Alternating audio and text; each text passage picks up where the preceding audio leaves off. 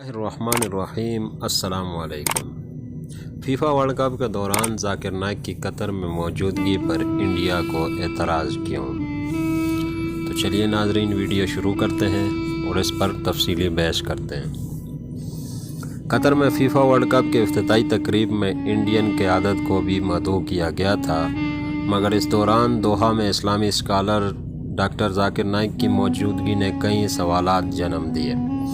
اگرچہ قطر نے اس بارے میں وضاحت نہیں کی کہ آیا ذاکر نائک کو ورلڈ کپ کے لیے خصوصی طور پر مدعو کیا گیا تھا، تاہم ان کے قطر پہنچنے پر سوشل میڈیا پر بحث جاری ہے۔ قطر کے سرکاری سپورٹس چینل الکاش کے پریزنٹر الحاجری نے ٹویٹ میں لکھا کہ شیخ ذاکر نائک قطر میں ہیں اور وہاں وہ ورلڈ کپ کے دوران کہیں مذہبی لیکچر دیں گے۔ ادھر سوشل میڈیا پر ذاکر نائک نے بھی قطر میں لیکچر دینے کی تصدیق کی ہے۔ انڈیا میں ذاکر نائک پر منی لانڈرنگ اور نفرت انگیز تقاریر جیسے سنگین الزامات ہیں، اس لیے ان کی قطر آمد پر اعتراض کیا جا رہا ہے۔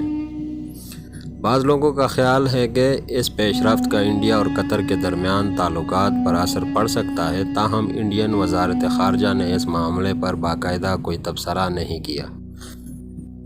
منگل کو انڈیا میں پیٹرولیم کے وزیر ہردیپ سنگھ پوری نے چندی گڑھ میں محتاط لہجے میں کہا کہ مجھے یقین ہے انڈیا نے اس مسئلے کو اٹھایا ہوگا۔ ذاکر نائک ملائیشیا کے شہری ہیں۔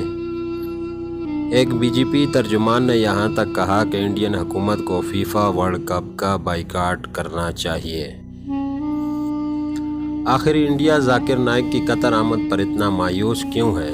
تو ناظرین، آپ کو بتاتا چلوں کہ انڈیا کے ساتھ ساتھ بنگلہ دیش میں بھی ذاکر نائک کے خلاف نفرت انگیز تقاریر اور انتہا پسندی کے فروغ دینے کے الزامات میں مقدمات درج ہیں۔ ذاکر نائک نے ملائیشیا میں پناہ لے لی تھی اور وہ اب وہاں کے رہائشی بھی ہیں۔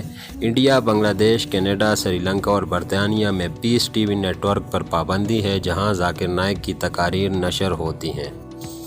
انڈین شہریوں کو یہ بات بخوبی یاد ہے کہ نپور شرما کے پیغمبر اسلام صلی اللہ علیہ وسلم سے متعلق متنازع بیان کے بعد دوحہ میں انڈین سفیر کو احتجاجاً طلب کیا گیا تھا۔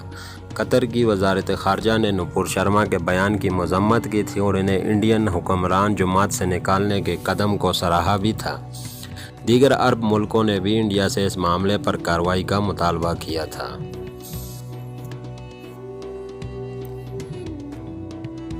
انڈیا میں ذاکر نائک پر الزامات اور ان کے متنازع بیان کے حوالے سے یہ بیان کیا جاتا ہے کہ ذاکر نائک نے پیس ٹی وی کی بنیاد رکھی جو دبئی سے نشر ہوتا تھا۔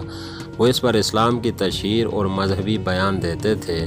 انہوں نے اردو اور بنگلہ زبانوں میں بھی چینل کی نشریات شروع کر دی تھی۔ گزشتہ سال انڈین وزارت داخلہ نے ذاکر نائک کی تنظیم اسلامک ریسرچ فاؤنڈیشن IRF پر 2016 میں عائد کردہ پابندی میں 5 سال کی توسیع کر دی تھی۔ وفاقی حکومت نے اس پابندی کے حوالے سے کہا تھا کہ ذاکر نائک کی تنظیم ان سرگرمیوں میں ملوث ہے جو قومی سلامتی کے لیے خطرہ ہیں اور اس سے ملکی اتحاد اور امن کو نقصان پہنچ سکتا ہے۔ اس نوٹیفیکیشن میں یہ بھی کہا گیا کہ ذاکر نائک کی جانب سے ملک کے نوجوانوں کو انتہا پسند سرگرمیوں پر اکسایا جاتا ہے۔ انسدادی دہشت گردی ٹریبیونل میں انڈیا کے جنرل نے کہا تھا کہ ذاکر نائک اپنی مذہبی تقاریر اور پرتشدد واقعات پر اکسانے والے بیانات سے انڈیا بھر میں اپنے فالوورز تک بات پہنچاتے ہیں۔ نوٹیفیکیشن میں کہا گیا کہ ذاکر نائک اور ان کی تنظیم IRF نے ٹرسٹ، NGO اور جعلی کمپنیاں بنا رکھی ہیں جو خلیجی ممالک سے پیسے اکٹھے کرتے ہیں۔ اس میں الزام لگایا گیا کہ اس کی مدد سے مسلم نوجوانوں کو شدت پسند بنایا جاتا ہے۔ ذاکر نائک نے بارہا ان الزامات کی تردید کی ہے اور وہ کہتے ہیں کہ ان کی تقاریر کو سیاق و سباق سے ہٹ کر پیش کیا جاتا ہے، جو کہ سچ بھی ہے۔ ذاکر نائک کی ناقدین کہتے ہیں کہ وہ شیعہ اور احمدی برادریوں پر سخت تنقید کرتے ہیں۔ سال 2015 میں ذاکر نائک کو اسلام کی خدمت پر سعودی عرب کی جانب سے کنگ فیصل انٹرنیشنل ایوارڈ سے نوازا گیا تھا۔ ذاکر نائک نے کئی متنازع بیان دیے، جیسے انہوں نے سابق امریکی صدر جارج ڈبلیو بش کو وائٹ کالر دہشت گرد کہا تھا۔ ایک اور انٹرویو کے دوران دی ویک نیوز نے ان سے پوچھا کہ 1998 کی ایک تقریر میں ان کا کہنا تھا کہ اگر اسامہ بن لادن اسلام کے دشمنوں کے خلاف لڑ رہے ہیں تو میں ان کے ساتھ ہوں۔ وہ مزید کہتے ہیں کہ اگر وہ سب سے بڑے دہشت گرد امریکہ کو ڈرا رہے ہیں تو میں ان کے ساتھ ہوں۔ دری اسنا ذاکر نائک خود کو امن کا سفیر بھی کہتے ہیں۔ انہوں نے دی ویک کو بتایا تھا کہ وہ جنوبی افریقہ کے اسلامی اسکالر شیخ احمد دیدات سے متاثر ہوئے تھے۔ ان کے والد ماہر نفسیات جبکہ ان کے بھائی ڈاکٹر ہیں۔ ذاکر نائک کی والدہ انہیں دل کے امراض کے ماہر بنانا چاہتی تھیں۔ انہوں نے بتایا تھا کہ دیدات سے ملاقات کے بعد جب انہوں نے اپنی والدہ سے پوچھا کہ انہیں کیا بننا چاہیے تو ان کا جواب تھا کہ وہ مذہبی اسکالر اور ڈاکٹر دونوں کے طور پر انہیں دیکھنا چاہتی ہے۔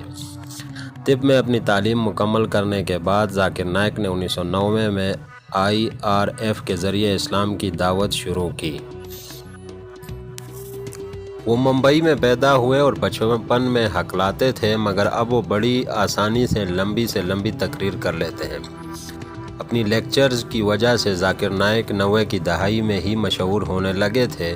سال 2000 کے دوران ان کی وہ تقاریر لوگوں کی نظروں میں آنے لگی جن میں وہ اسلام اور دوسرے مذاہب کا موازنہ کرتے تھے اور اسلام کے بہتر مذہب ہونے کے دلائل دیتے تھے۔